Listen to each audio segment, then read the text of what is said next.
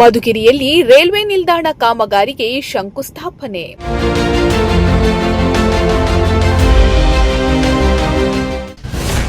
ಶಂಕುಸ್ಥಾಪನೆ ನೆರವೇರಿಸಿದ ಸಚಿವ ವಿ ಸೋಮಣ್ಣ, ಶಾಸಕ ಕೆಎನ್ ರಾಜಣ್ಣ.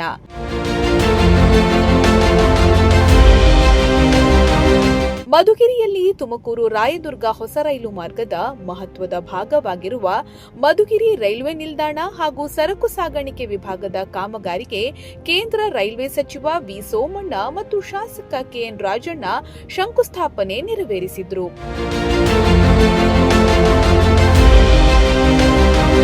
ಇನ್ನು ಈ ವೇಳೆ ಮಾತನಾಡಿದ ಶಾಸಕ ಕೆಎನ್ ರಾಜಣ್ಣ, ಮಧುಗಿರಿ ತಾಲೂಕಿನ ಜನರ ಬಹುದಿನಗಳ ಕನಸಾಗಿದ್ದ ರೈಲ್ವೆ ಯೋಜನೆ ಇದೀಗ ಸಾಕಾರಗೊಳ್ಳುತ್ತಿರೋದು ಸಂತಸದ ವಿಚಾರ. ಈ ಯೋಜನೆ ಪೂರ್ಣಗೊಂಡ ಬಳಿಕ ತುಮಕೂರು ಮತ್ತು ರಾಯದುರ್ಗ ನಡುವಿನ ಸಂಪರ್ಕ ಮತ್ತಷ್ಟು ಬಲವಾಗಲಿದ್ದು, ಕೃಷಿ, ಕೈಗಾರಿಕೆ ಹಾಗೂ ವ್ಯಾಪಾರ ವಹಿವಾಟಿಗೆ ಹೆಚ್ಚಿನ ಉತ್ತೇಜನ ಸಿಗಲಿದೆ ಎಂದರು. ಕಾರ್ಯಕ್ರಮ ಸುಮಾರು 15 ವರ್ಷದ ಹಿಂದೆ ಆಗಬೇಕಾಗಿತ್ತು. ಸುಮಾರು ಪಳ್ಳಿಗಳ್ಳಿ ಸರ್ವೆ ನಂಬರ್ 24 ಎಕರೆ. ನಾನು 2013 ಎಲೆಕ್ಷನ್ ನಿಲ್ಬೇಕು, ಮುಂಚೆನೆ ಈ ಕಾರ್ಯಕ್ರಮ ಮಾಡಿಸ್ಬೇಕು ಅಂತ ಹೇಳಿ ಆಗನೇ ಅಕ್ವೈರ್ ಮಾಡಿಸಿ ಇಲಾಖೆಗೆ ಹ್ಯಾಂಡ್ ಓವರ್ ಮಾಡಿದೆ. ಆಗ ನಾನು ಕಟ್ಟಬೇಕು ಅಂತ ಹೇಳಿ ಮುನಿಯಪ್ಪನವ್ರು ಮಂತ್ರಿ ಇರುವಾಗ ಒತ್ತಾಯ ಮಾಡಿದಾಗ ಆಗಿನ ಚೀಫ್ ಇಂಜಿನಿಯರ್ ಯಾರೋ ಒಬ್ರು ಇದ್ರು.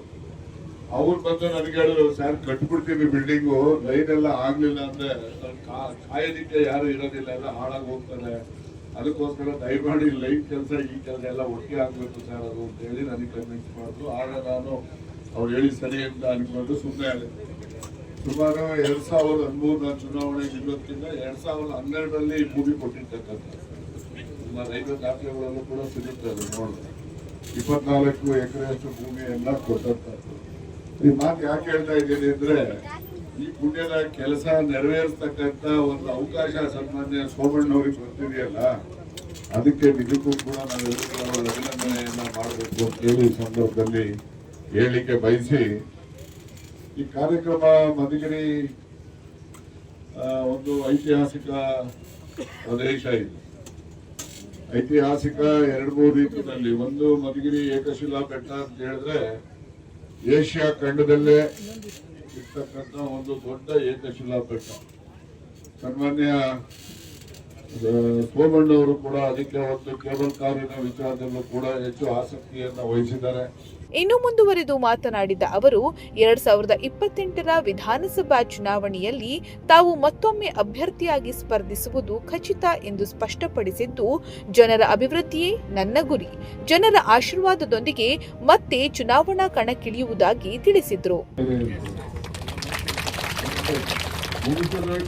ಸನ್ಮಾನ ಮಾಡೋದು ನಿಮ್ಮನ್ನ ಚೀಫ್ ಇಂಜಿನಿಯರ್ನ ಮಂತ್ರಿಗಳನ್ನ ಎಲ್ಲ ಕರ್ಕೊಂಡ್ಬಂದು, ಕಾರಣ 28 ಚುನಾವಣೆ ಬಂದ್ರೆ ತಿರ್ಗಾ ನೀವೆಲ್ಲ ನಮ್ಮ ಜೊತೆಲಿ ಇರ್ಬೇಕಲ್ಲ, ಅದಕ್ಕೋಸ್ಕರ ಓಟ್ ಹಾಕಿ ಸರಿ ಮಾಡಿಸ್ತೀನಿ ಅಷ್ಟೇ.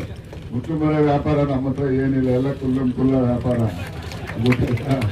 ತಿರ್ಗಾನು ನಿಲ್ತೀನಿ, ನೀವೆಲ್ಲ ಆಶೀರ್ವಾದ ಮಾಡ್ತೀವಿ ಅಂತ ಹೇಳಿ ಅನ್ಕೊಂತಿದ್ದೀವಿ. ಆಮೇಲೆ ನಿಲ್ಲೆಲ್ಲ ಕನ್ನಡ ಅಂತ ಏನು ತಿಳ್ಕೊಳಕ್ ಹೋಗ್ಬೇಡಿ, ನಿಲ್ಲವನೇ ತಿರ್ಗಾ ಅಲ್ವಾ. 27 ಪ್ರಾರಂಭ ಮಾಡ್ತಾರೆ ಅಂತ ಹೇಳಿ ನನಗೆ ಬಹಳ ಸಂತೋಷನೂ ಆಯಿತು.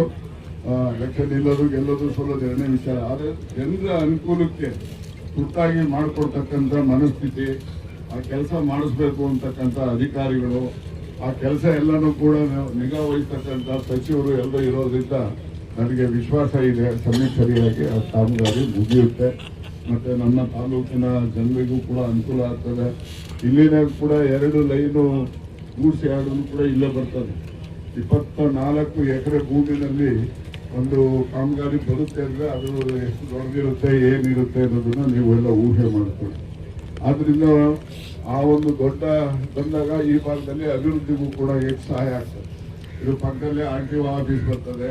ಇನ್ನು ಕೇಂದ್ರ ಸಚಿವ ವಿ ಸೋಮಣ್ಣ ಮಾತನಾಡಿ, ಅಭಿವೃದ್ಧಿಯ ವಿಷಯದಲ್ಲಿ ಯಾವುದೇ ಪಕ್ಷಭೇದವಿಲ್ಲ, ಜನರ ಹಿತವೇ ಸರ್ಕಾರದ ಮೊದಲ ಆದ್ಯತೆಯಾಗಿದ್ದು, ಮಧುಗಿರಿ ಸೇರಿದಂತೆ ಈ ಭಾಗದ ರೈಲ್ವೆ, ರಸ್ತೆ ಹಾಗೂ ಇತರೆ ಮೂಲಸೌಕರ್ಯ ಅಭಿವೃದ್ಧಿಗೆ ಕೇಂದ್ರ ಸರ್ಕಾರ ಸಂಪೂರ್ಣ ಸಹಕಾರ ನೀಡಲಿದೆ ಎಂದು ಭರವಸೆ ನೀಡಿದರು. ನ್ಯಾಷನಲ್ ಹೈವೇ ಲಕ್ಷ್ಮೀಕಾಂತ್ ಅವರೇ, ಇನ್ನು 15-20 ದಿವಸದಲ್ಲಿ ನೆನ್ನೆ ಕಡೆ ನಿಮ್ಮ ಇವ್ರ ಹತ್ರ ಎಲ್ಲ ಮಾತಾಡಿದ್ದೀನಿ, ಅಲ್ಲೂ ಕೂಡ ಕ್ಲಿಯರ್ ಮಾಡಿಸಿದ್ದೀವಿ. ಅದನ್ನು ಮಾಡಿಸಿ. 3ನೇದು ತುಮಕೂರು ಮಧುಗಿರಿ ಟೌನ್ ಅಲ್ಲಿ ಆ 38-40 ಕೋಟಿಯನ್ನು ನೀವೇನು ಕೊಟ್ಟಿದ್ರಿ ಅಷ್ಟು ಯಥಾವತ್ತ ಸ್ಯಾಂಕ್ಷನ್ ಮಾಡಿಸಿದ್ದೀವಿ. ಅದು ಕೂಡ ಭಾರತ ಸರ್ಕಾರನೇ. ನಮ್ಗೆ ಏನಾದ್ರು ಆ ಥರ ಭಾವನೆ ಇದ್ದಿದ್ರೆ ಇವೆಲ್ಲ ನಾನೇಕ್ ಮಾಡ್ಬೇಕಾಗಿತ್ತು ಯಜಮಾನ್ರೆ, ನಾನೇಕ್ ಮಾಡ್ಬೇಕಾಗಿತ್ತು. ಏನ್ ಮಾಡೋರು ರಾಜಣ್ಣ ಅವ್ರು ಕೂಗಾಡೋರು ಸುಮ್ಮನೆ ಆಗೋರು. ಅದು ಮಾಡ್ಲಿಲ್ಲ. ನನ್ನ ಮನೆಗೆ ಬೆಂಗಳೂರು ಡೆಲ್ಲಿಗೆ ಬಂದ್ರೆ ಸಡನ್ ಆಗಿ ಫೋನ್ ಮಾಡ್ಕೊಂಡು ಮನೆಗೆ ಬರ್ತಾರೆ. ಅವ್ರಿಗೋಸ್ಕರ ಅವ್ರು ಬರೋದಿಲ್ಲ, ಇಟ್ಕೊ ಬರ್ತಾರೆ. ಸೋಮಣ್ಣ ಇದೊಂದು ಮಾಡಪ್ಪ, ಇಂಥವ್ರಿಗೆ ಹೇಳಪ್ಪ, ಇವ್ ಬೇಕ್ರಿ. ಇದಕ್ಕೆ ನಾವೆಲ್ಲ ಒಂದ್ ಕಡೆ ಹಣೆ ಬರ. ನಾನು ಜೀವನದಲ್ಲಿ ಸೋಲ್ತೀನಿ ಅಂತ ಗೊತ್ತೇ ಇರ್ಲಿಲ್ಲ. ಸೋಲು ಗೆಲುವು ಅನ್ನೋದಕ್ಕಿಂತ ಹೆಚ್ಚಾಗಿ ಯಾರ ಕಾಲದಲ್ಲಿ ಏನಾಯ್ತು ಹೆಜ್ಜೆ ಗುರುತುಗಳು ಅಲ್ವಾ ಯಜಮಾನ್ರೆ.